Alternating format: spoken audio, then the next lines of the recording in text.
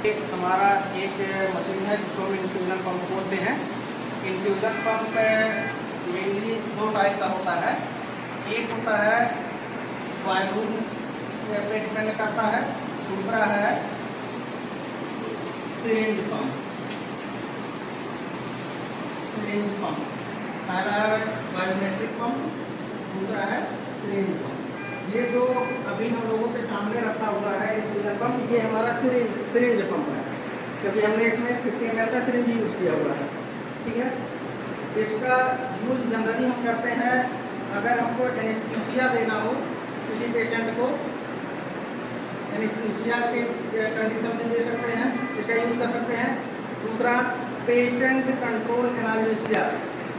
Patient control analgesia इसका मतलब अगर हमको लंबे टर्म के लिए 1 घंटे 2 घंटे के लिए स्मॉल अमाउंट में अगर पेन किलर इन्फ्यूज़ करना है तो उसको एडमिनिस्टर करने के लिए हम इस पंप का यूज़ कर सकते हैं।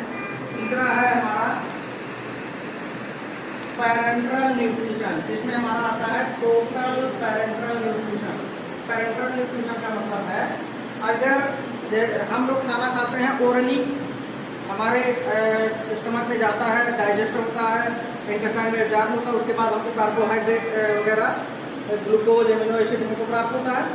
लेकिन अगर किसी कंडीशन में कोई ट्रामा हो गया, माउथ में ट्रामा हो गया, या हमारे जीआईटी सिस्टम में कोई दिक्कत हो गई जिसकी वजह से हम ओरली खाना नहीं ले पा रहे हैं, उस कंडीशन में हमको जो ग्लूकोज है, एमिनो एसिड है, या जो भी चीज़ें हैं हमारे न्यूट्रिशन से रिलेटेड, उसको हमें इन्फ्यूजन पंप के थ्रू दिया जाता है, नॉर्मल सलाइन में या आरएल में, उसको इन्फ्यूज करके। इसके पार्ट के बारे में हम बात कर लेते हैं, इन्फ्यूजन पंप के पार्ट के बारे में।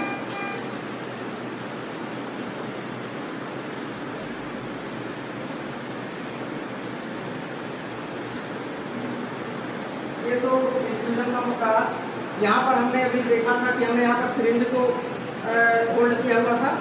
ये सिरिंज को क्लैंप करने के लिए है, इसको बोलते हैं सिरिंज क्लैंप।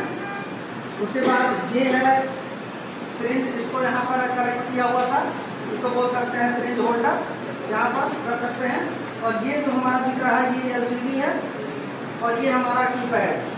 कीपैड का नाम क्या है, जो भी रेट हमको सेट करना हो, जो भी अमाउंट हमको सेट करना हो, हम यहाँ से सेट कर सकते हैं।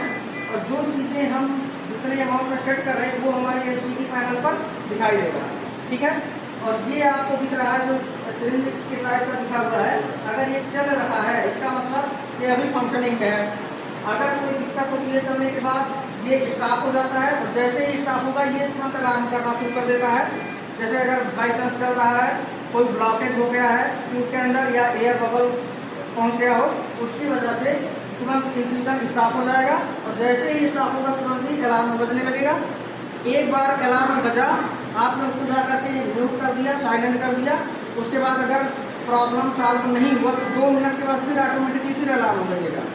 ठीक है, तो ये पार्ट हो गया।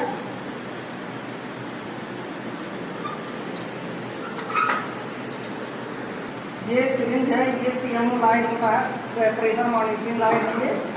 इसमें हमने अपना फूड भर लिया सिरिंज में, एडमिनिस्टर करना है। एडमिनिस्टर करने के टाइम पर हमको इसके अंदर प्रेजेंट एयर बबल को निकालना है। पहले हम एयर बबल निकालेंगे, उसके बाद फिर सिरिंज को यहाँ पर सेट करेंगे। ठीक है, एयर बबल को जब हम निकालते हैं तो उस प्रोसेस को हम प्राइमिंग बोलते हैं। प्राइम करना है। कितना डोज हमको देना है तो हम उसका डोज कैलकुलेशन भी कर सकते हैं। डोज कैलकुलेशन के लिए फार्मूला होता है, कितना डोज देना है, मतलब डिजायर्ड डोज। डिजायर्ड डोज कहीं कहीं पर हॉस्पिटल में लिखा रहता है प्रिस्क्राइब डोज। डॉक्टर ने जो प्रिस्क्राइब किया है कि ये इतना डोज हमको देना है, उसी को हम क्या बोलते हैं, डिजायर्ड डोज।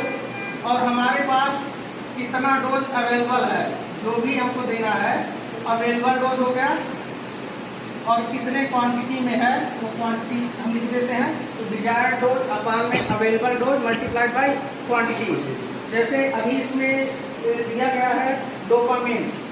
डोपामिन इसमें था 5 ml था और 200 mg था। कितना है, ये हमारा अवेलेबल डोज है। कितना डोज है अवेलेबल, हमारे पास 200 mg है। कितने ml में है, 5 ml में है। हमको देना कितना है, अगर प्रिस्क्राइब्ड डोज को किसी डॉक्टर ने बोल दिया है कि हमको किसी व्यक्ति को 2 ml देना है, 2 ml में 50 ml लेते हैं, 50 ml देना है डोज को, सॉरी 50 mg देना है क्योंकि mg में है डोज, 50 mg देना है। तो हम कैलकुलेट कैसे करेंगे, डोज कैलकुलेशन फार्मूला में देना कितना है 50 mg, अवेलेबल कितना है 200 mg, और क्वांटिटी कितनी है, कितने ml में अवेलेबल है 5 ml में